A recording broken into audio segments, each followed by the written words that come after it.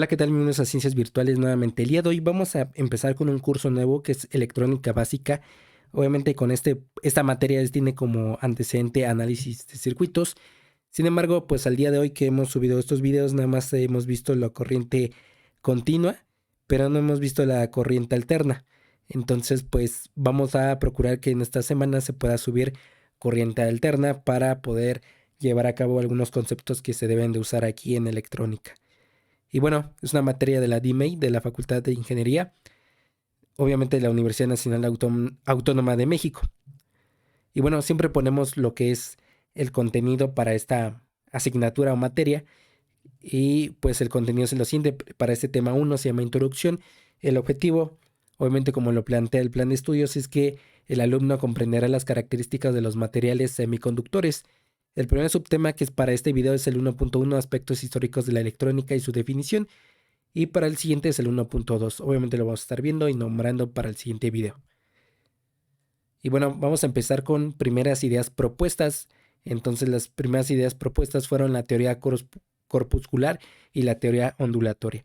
Y bueno, estas primeras ideas fue primero por Demócrito, quien dejó sus escritos desde el siglo V a.C. y es un filósofo griego. Afirmó y asumió que toda la materia estaba formada por muchas partículas pequeñas e indivisibles, a las que llamó átomo. Átomo significa, bueno, hay que separar esas dos partes propiamente, de lo que sería A carente de y tomo parte, indivisible, sin capacidad, divisible, fraccionarse, es decir, que no se podían separar. Simplemente decía que las partículas, bueno, que todo estaba, de hecho, todo estaba eh, creado con la misma partícula. Es lo que se creía antes y también no también se creía que nada más la materia se crea y se destruye, pero como sabemos nosotros los científicos o comunidad científica e ingenieros, que la materia no se crea ni se destruye, solamente se transforma.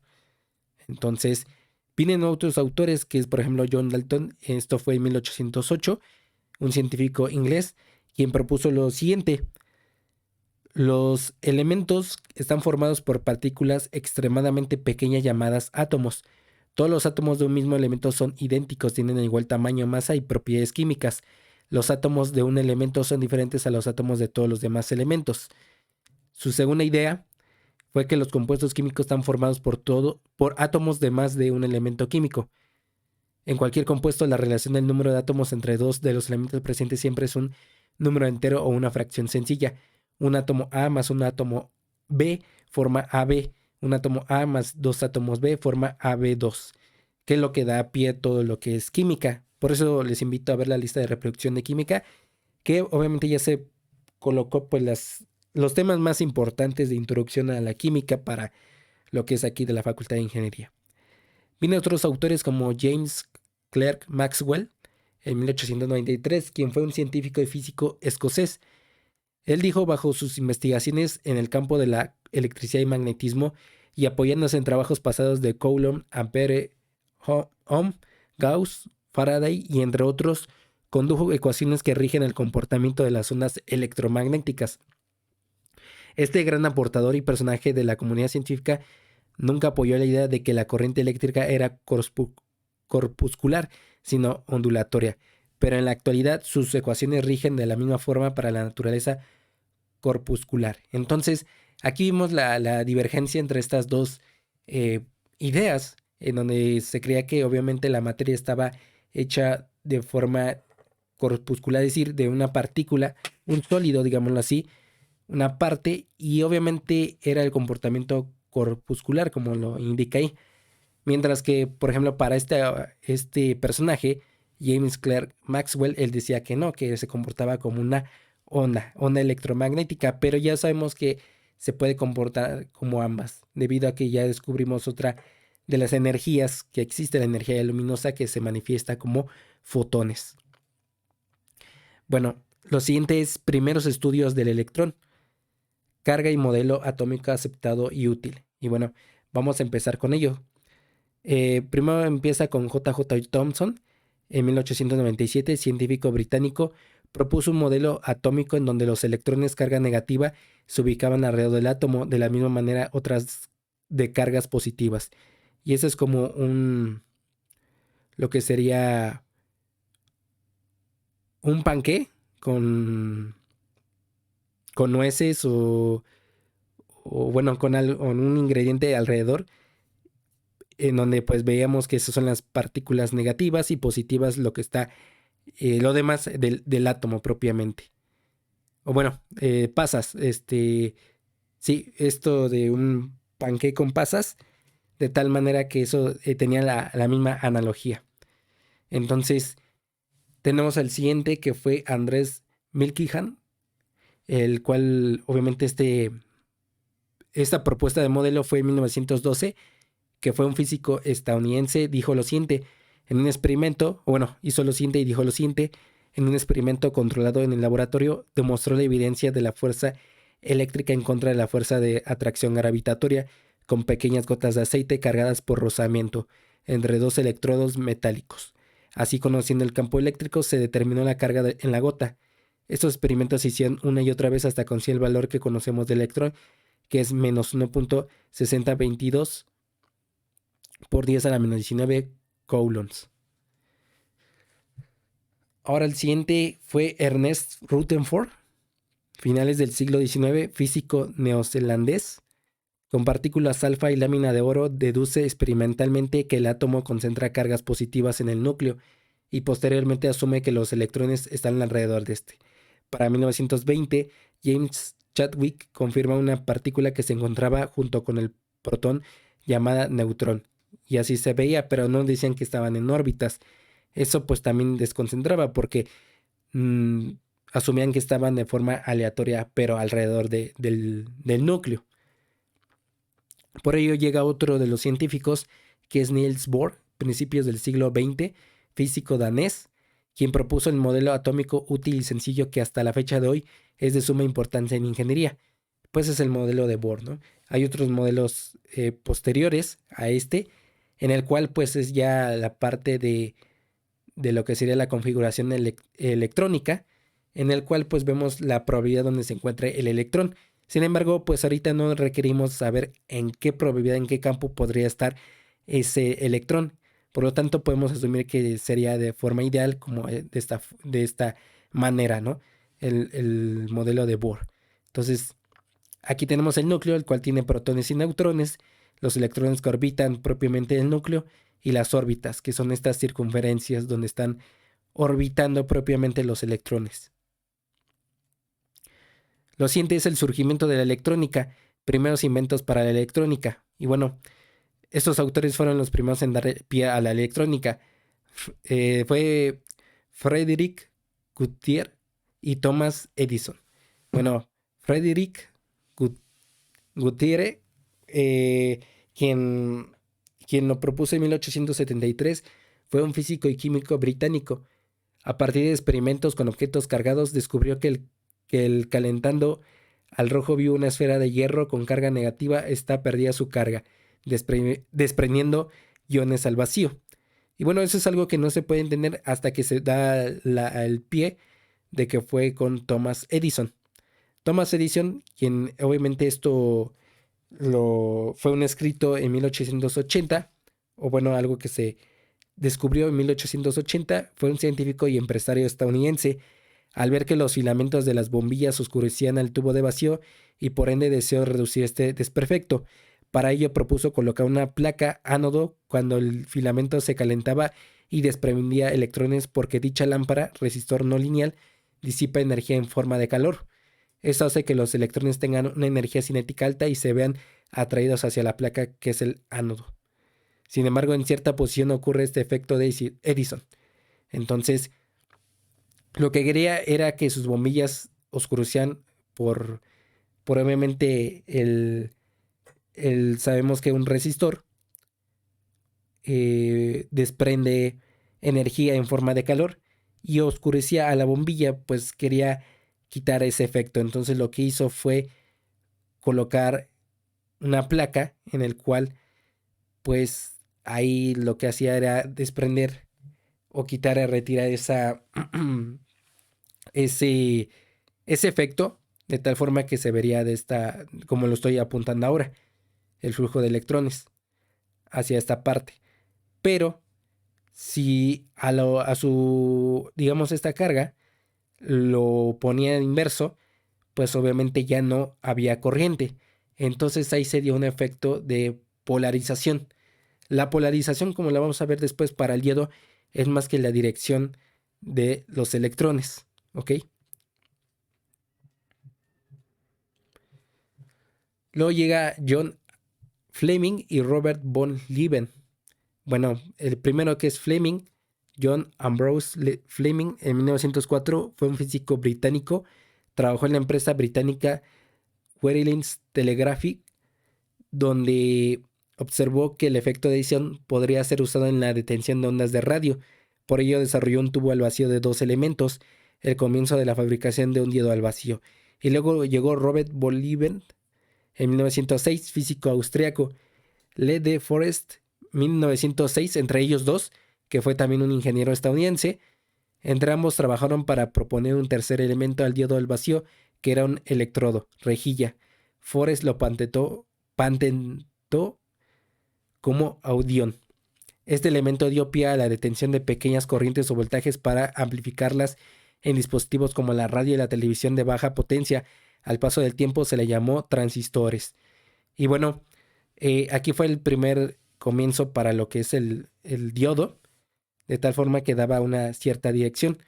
Y estas son las partes, ¿no? La parte donde está cargada con mayor carga de electrones, que es el cátodo, y en la parte de menos carga, que es el nánodo. Ahora, después de esto, precisamente lo reitera aquí, es que entre estos dos fabricantes eh, hicieron un nuevo dispositivo que se llaman transistores. Eso lo vamos a ver, si no mal recuerdo, en el tema 4 de transistores bipolares y unipolares. Estos dispositivos lo que tienen son tres terminales, los cuales van a ser con su misión más completa y más que vamos a ver de manera detallada, pero a pocas palabras, es un dispositivo de tres terminales que va a ser usado como interruptor. Interruptor que está en función de la corriente o voltaje, dependiendo, ¿no? Entonces, eso va a dar pie antes después o posterior al estudio del diodo. Por último, vamos a ver lo que es la electrónica como tal, analógica y digital, la definición y diferencias entre analógica y digital. Y bueno, entonces por ello, la electrónica, la definición es la siguiente. Es una rama de la electricidad y magnetismo dentro del campo de la física, cuya materia es de índole aplicada. En pocas palabras, la electrónica es el estudio del flujo de electrones en forma controlada por medio de materiales semiconductores. Estos materiales semiconductores van a dar pie a obviamente dar una dirección a esos electrones. En este caso es el silicio, el más usual. ¿Por qué pongo el cobre? Por ejemplo, para lo que vimos análisis de circuitos, todos los compuestos no tienen no podemos usar una dirección adecuada. Simplemente el flujo de electrones siempre va a ir por un lugar donde tenga una carga mayor a una menor, y eso se traduce como un diferencial de potencial o voltaje, como ustedes lo conocen. Entonces, aquí para la electrónica, pues ya se usan las direcciones. Digamos, hacia esta dirección pasa corriente, hacia otra dirección no pasa corriente.